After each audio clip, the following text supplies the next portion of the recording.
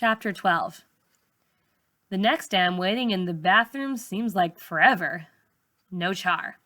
She's punishing me for getting out of my place yesterday, I guess. When Char says come, you come. When she says do this for me, you do it, or else bad stuff happens. I didn't give Char her social studies homework yesterday, so no clothes for me today.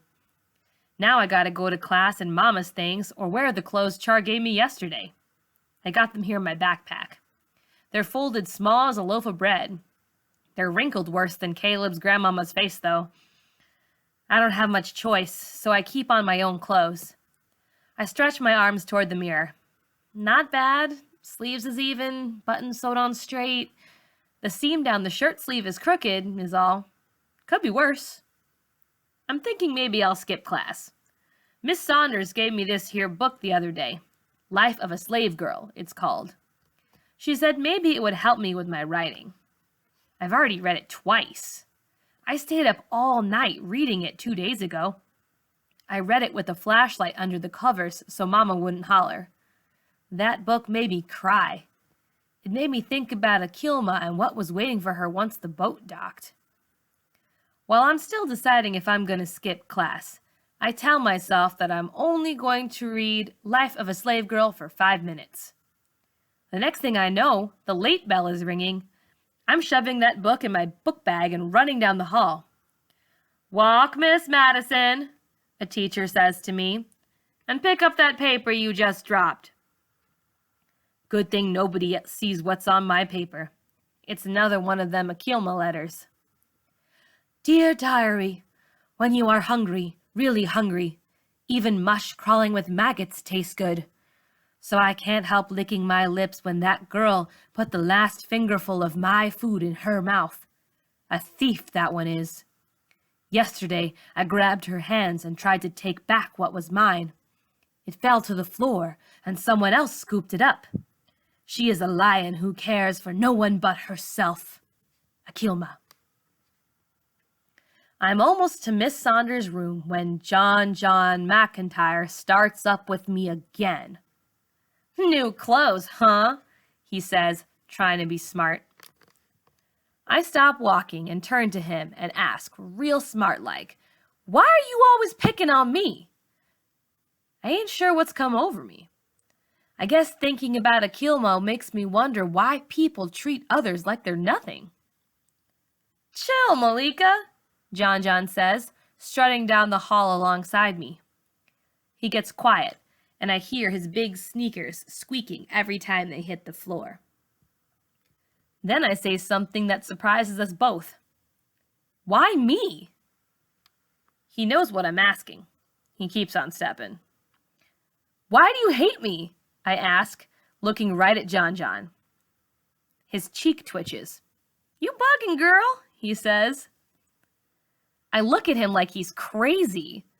John's been hating me all my life, it seems. Now he's standing here denying it. "I don't think nothing about you," he says, jerking up his pants. Seems like nobody's in the hall but me and John, only there's plenty of kids around, pushing and shoving one another out of the way. The teachers are trying their best to move all us kids along, but it ain't working so good. "That song you sing about me ain't right, John, I say. It just ain't right." "So what? You ain't all that, you know." "All what?" I want to ask. But John doesn't give me a chance. He says I got what I deserved on the bus that day. He says that since the first time he met me, I acted like I was better than him. I'm looking at John like I ain't never seen him before. Better than him? When'd I do that? He says something stupid crazy. He says it was back in 2nd grade when I first moved to the Heights. I walked into class that first day with my new pink polka-dotted dress on and black patent leather shoes. The teacher told me to sit in the desk next to his. I said I didn't want to. I wanted to sit in the one up front, next to Caleb. "That half-white punk," John says, knowing full well Caleb ain't mixed. Now my mouth's hanging open. "I I didn't even know Caleb back then, I say. I wanted to sit up front because I couldn't see the board, I explain.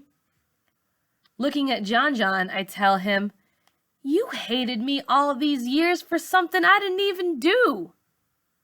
No matter, he says. You've given me plenty of reasons not to like you since then, thinking you super smart, acting like you too good for me. I tell John how things really is. I'm failing all my classes. Char's on my case all the time. I gotta borrow clothes to look like somebody. Good, John says.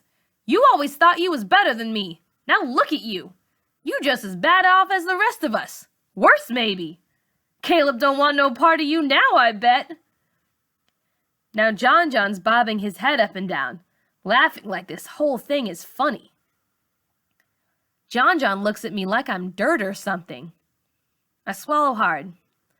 I think about what Daddy once told me about not seeing yourself with other people's eyes. I keep on stepping. When I open the door to Miss Saunders' room, John's right behind me. For once, Miss Saunders not getting on my case about being late. Then it hits me. John McIntyre is jealous of me. But why? I sit there for about 5 minutes trying to figure this thing out with John before I notice Miss Saunders ain't here. It's seeing Worm with his narrow butt parked on Daphne's desk that makes me know something's not right. When I look up front, nobody's there but 2 kids drawing on the board. I guess Miss Saunders is sick. All right, a substitute, I say. No work today. Before I can even smile good about it, Miss Saunders comes flying into the room. Sorry I'm late, she says, all out of breath. I'm sorry you're here, I whisper.